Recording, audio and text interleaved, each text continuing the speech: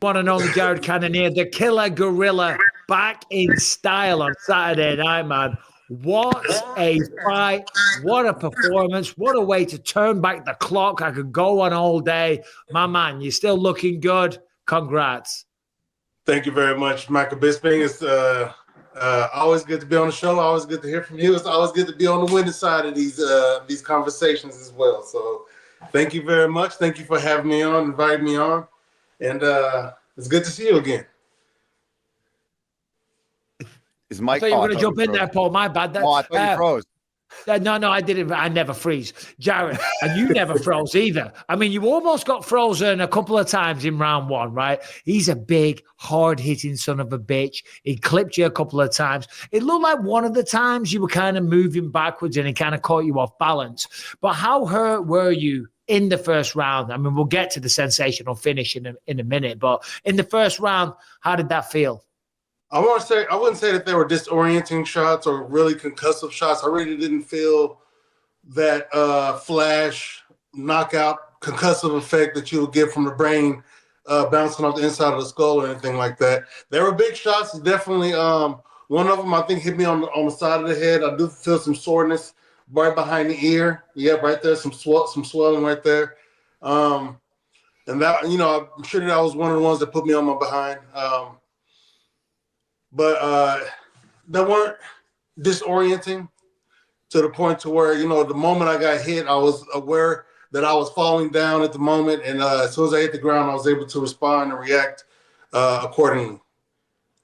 And Jared, you started just pushing the pace and just laying it on him. And I know that you talked about the fact that you were going to have to kind of break this guy and that you could finish him. And going into the second round, what adjustments did you know you had to make after getting put down a couple times in the first round to get back in? Because then from then on, then it became the Cannonier show and you just started landing your shots and you saw him slowing down. And what was said in between rounds between you and your corner? Because it was some great work going on with you guys. Obviously, you're so tight with the lab and everybody over there. So what was kind of going through your mind at the very beginning of that second round to kind of turn things around? I think the message that I got was don't panic. You know what I mean? We're still in this fight. Get back to the game plan. I have to establish a game plan. The game plan was to not stand in front of him, and really work. And me personally, I wanted to work to get my offense off. So at the start of the second round, it was more like more so of a re-implementation of all the things I really wanted to do in the first round. So first thing first was the obvious thing. Don't get hit by this guy anymore, right? The second thing was I had to start getting my offense off. I think I gave too much space, too much opportunity. Even though I was in front of him moving around, trying not to be an easy target, I wasn't establishing my offense enough, I feel. And that gave him opportunity to establish his. And we see how effective his offense is. But, yeah, that's what the second round was, establish my offense, really get things going. There were a few things, especially in camp, that I've been working on throughout my whole career. But I really wanted to start looking for shots early on, not just throwing shots, overextending myself throwing shots, working the jab, working behind my jab as well. Well, he's a big guy for the weight class. And when you saw the two of you next to each other, I mean, he looked like a 205er in there. But this game isn't just about power. You had the experience, you had the movement, you had the speed, you had the variety. I mean, it was a great fight. Yeah, okay, a tricky opening round, but rounds 2, 3, and 4, I mean, you looked truly world class. You've been in there with some of the best. Round 3, you drop that elbow, he goes down, you're trying to finish him. Did you think it was over at the end of the third? I thought it was over with. I didn't hear the bell, so I thought I had started landing some shots. I landed another shot, and then Herb jumped in, and I had taken a deep breath of, that breath of relief, relaxation. What I mean? Oh. And I got up, and then that's when I looked around, and everybody still seemed like we're still on the job. So I was like, okay, and I looked at my corner. They rushed in. I was like, okay, damn, sitting back down. That wasn't the end. So it was crazy, man. And And then I knew I had them. I knew I was landing some shots right at the end of the round. Shots that you probably is going to need more than a minute to recover from. And I know I had to, per the, of course, the corner reinforced it, but we can put them on them early. We can finish them now, put them on them early, and that's exactly what I did. And Jared, just how good does it feel? The last couple fights didn't go your way. You had the one with Imavov that was kind of disappointing. You felt like you had more. I think we all kind of felt like you had more on that one. And then you get another main event. You get another opportunity at this stage, still being ranked as high as you are. Like fighting a guy, you got to go down. But to hold your spot in the rankings, to get not only a win, but a big stoppage like that at 40, bro. Dude, I'm 40. I love watching that you're going out there and looking as good as you do. How good did it feel to get the hand raised with a big finish over a big, tough bastard like that? Man, they always feel good. They all feel like, the weight lifted off of your chest from all the work that you put in, from all the expectation that you have of yourself. I'm not even going to mention the expectation of everybody else and everything else. But for me, the expectation that I have on myself was I think a big factor in the victory of this one. You know what I mean? I always expect myself to go out there and do well and be victorious, and that wasn't the case in those last two fights. So, yeah, man, still at the same time, I don't want to rest on any achievements I think I may have done. And I want to continue to work, continue to get better, continue to build on what I've done so far, and keep this ball of momentum going, make it bigger and bigger, and until it just explodes. So we'll see what happens. Well, I couldn't be happier for you, Jared. You are one of the sport's good guys. You're never surrounded by controversy. You're never talking shit. You always fight your ass off. You fought nothing but the best people out there. I mean, when you look at your record, it really is a who's who of the division. But that leads me on to who would you ideally want next? I saw what you said at the post-fight presses. You said when you see the top five, these are guys that have all fought. That was a very, very honest thing of you to say. I was looking at your record, and I would suggest Robert Whittaker, a rematch with him. Is that something that makes sense to you, or do you have someone else in mind? Yeah, that's one thing I was thinking. Out of all the guys who I've above me, Robert Whittaker will be I think a more entertaining. One has more entertainment factor. Two, more of a there's history because he beat me in that first fight handedly. Yep. He lost his last fight. I won my last fight. So there's that momentum contrast there. We're still close in the rankings. There's so many different factors, but yes, I think Robert Whittaker would be a good rematch to be had to help progress my career, hopefully towards the title, because that's definitely what I'm going for. I'm definitely aiming for the top. So theoretically, that would be the one. Yes. Or maybe a Strickland one too. I think Strickland's in the same. I'll put Strickland in the same boat as Whittaker. So either of those two rematches would definitely be something I would be happy about. Yeah, I wouldn't be mad at the Strickland fight either. That'd be a fun one. Yeah, because it's pretty much a rematch row. I mean, if you're going to be fighting above yourself, right? That's kind of where you're at. And does that excite you, or is that something that's tough? But is redemption something that kind of drives you, Jared? Are you a guy that thinks about you put so much pressure, like you talked about, on yourself and going and performing and succeeding to get one back? Have you done that yet in your career? Have you had to face somebody in a rematch yet?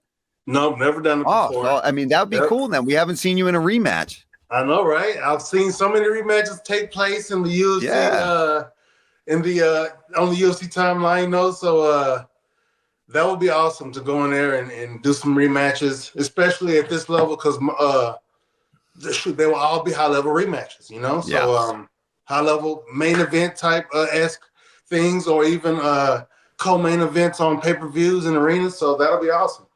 Yeah. Would that something would you rather that, Jared? I know you love getting these main events, and it's obviously good shine for you as a fighter, but I mean, would it be cooler to get maybe only a 3-rounder, but be on a big, massive card, get that crowd back and have that feeling again? I'm not biased in either way. You know what I mean? I do like the main events because there's extra money. There's my name at the top of the billing. But those pay-per-view cards definitely get a lot more attention. They get a lot more hype, a lot more build-up, a lot more everything. So, like 300, say 300, right? All those guys got $300,000 bonuses. Isn't that how it went down? Yeah. Sure. I would love to be a part of something like that. Man, I'll be on the prelims or something like that. Hell yeah. Hey, but you've had a great career, Jared. You know, correct me. Give me your weight, because if I'm not mistaken, you used to be quite a heavy boy, right? Yeah, I think I fought in the UFC. I fought as heavy as 254. But like outside of being a fighter, what was the fattest, shall we say, that you got? Let's be honest. The most undisciplined I've ever been. I've gotten up to was 2 or 3 plus, like 305, 304, something like that. God damn. Yeah, You know what I mean? tight skin, tight clothes. So I didn't bust out in a bunch of stretch marks and man boobs right before it was. I broke the habit right before my body morphed into a morbidly obese person. So Jesus. See, but that's inspiration for a lot of people, because obviously this country in America and in the UK, people are suffering with obesity because of all the shit that is available to eat. But look at you. You might have one of the best physiques. Now, granted, you've got the skin tone, you know, and you've got the slick and the sweat, but everyone talks about it. Look at Jared Cannonier, man. 40 years old, looking like a goddamn... What are you looking like a bodybuilder, looking like the Atlas man. Give me your thoughts on the middleweight division. Obviously, Dricus is the champ, reigning supreme. Sean Strickland didn't get the job done, fired his coach. You want a rematch, but give me the whole scenario on the middleweight division. Well, things have gotten interesting considering I used to be at the very top, and I've lost to a few guys at the top now, and I like the way it's continued to morph. You know what I mean? It hasn't stagnated recently when there's been issues in the past. You know what I mean? Which is why Adesanya may have gotten criticism in the past, but things have been moving along quite nicely. I like the way things look. It's still viable for myself. So, selfishly speaking, you know, even though circumstances considered, it's still viable. You know, I won my last fight. I'm still in this thing. And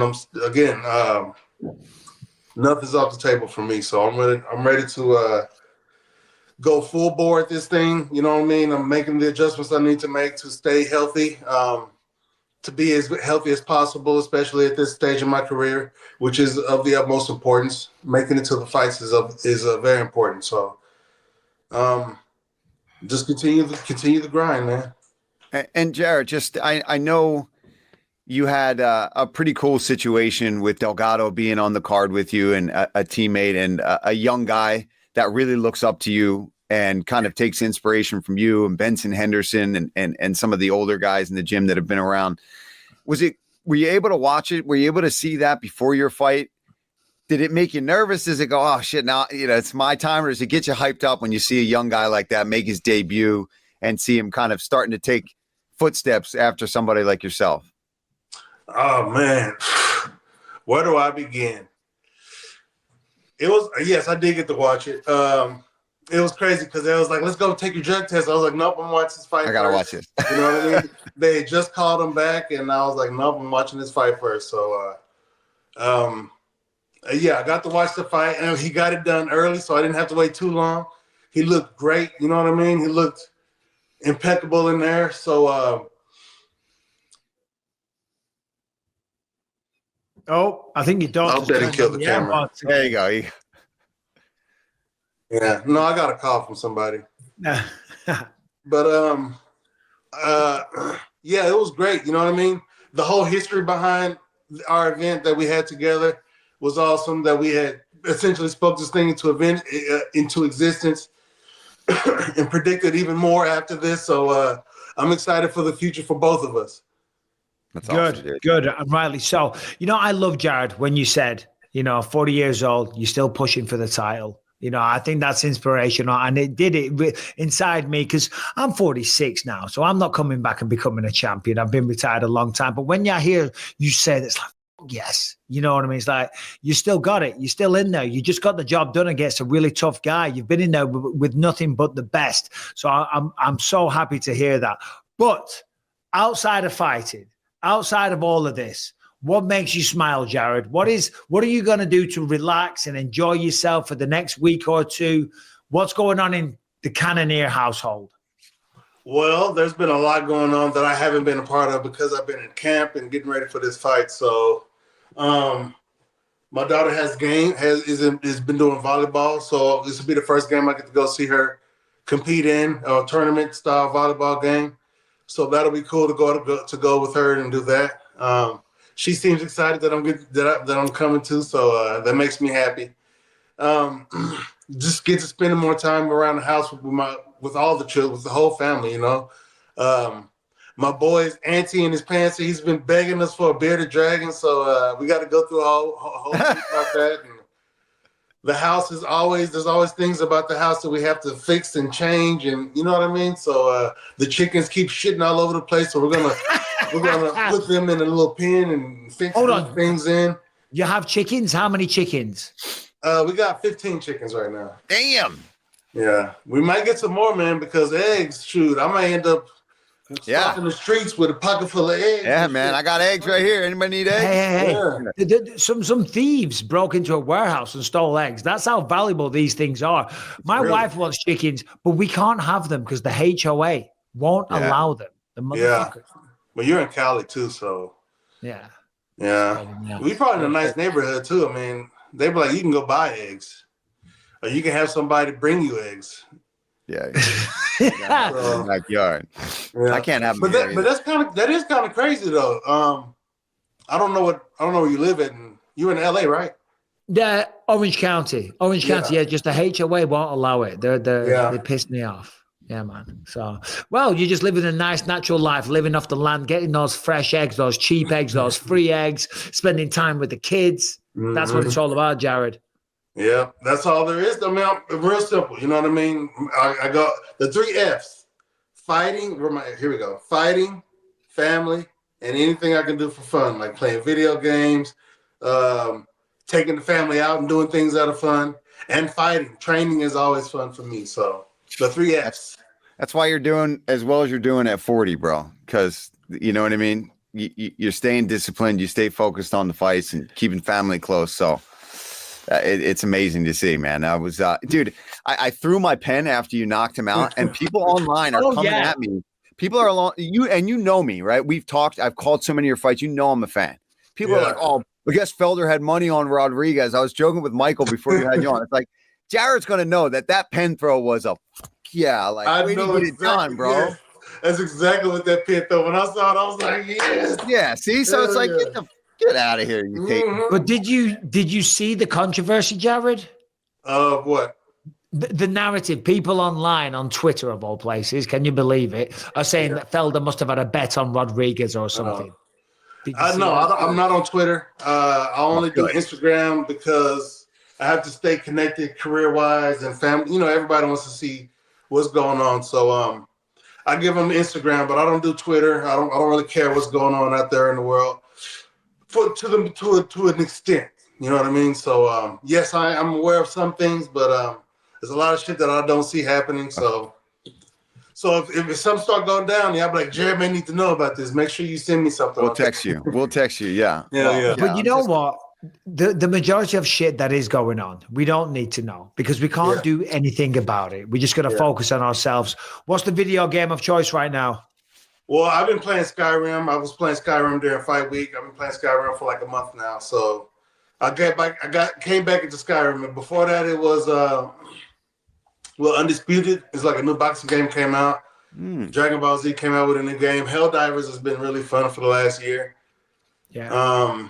And the Batman Arkham series. I've been playing those games. All right. Some old and God of War too. Yeah. God of War. The reason I'm asking is because I always say I'm going to get into a video game, but I don't really have the time, but I am going to do it. But they're very complicated. I just want to play a game. Like every time I turn the PS5 on, it's like it's got to do an update. That takes an hour. And it's got to do this and it's got to do that. Then there's so many buttons and shit to push. I'm a boomer. I admit it. Well, Strickland. you get yourself a regular Nintendo, old school Nintendo, where you just push a button, jump there, or That's what I do. Yeah, That's what I do. I haven't. Fucking. Let's have a look. Hell yeah. This is all I have. Okay. All Is this right. That- little thing right here. That's about the I want extent. to get one of those too. That's the extent of Got what I like play. 300 games on there too, right? Yeah, exactly. It's got all the Yeah. old school games. I can play with my daughter, and I know what's going on. So it's like, Yeah. okay, it's Yeah. fun. Yeah.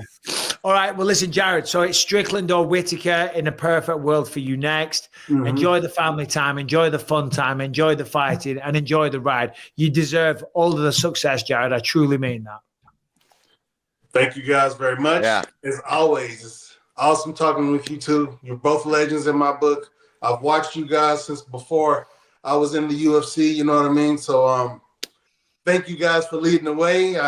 A salute to the both of you, and let's keep going. Let's show them Hell that yeah, 40. Let's show them that 40 ain't the end of the road. We just getting started here. No We're man, just getting started, Hell yeah, baby. dude. Hell yeah, bro. Congrats. Take care, man. Jared. Thanks, you. brother. Thanks, dude. There he He's is. the man. He's the man. He is. He knew what's up. He knew I'm throwing pen in excitement and not in betting. I don't know, Paul. I don't know. I love that you're instigating. Yeah. I don't know, Paul.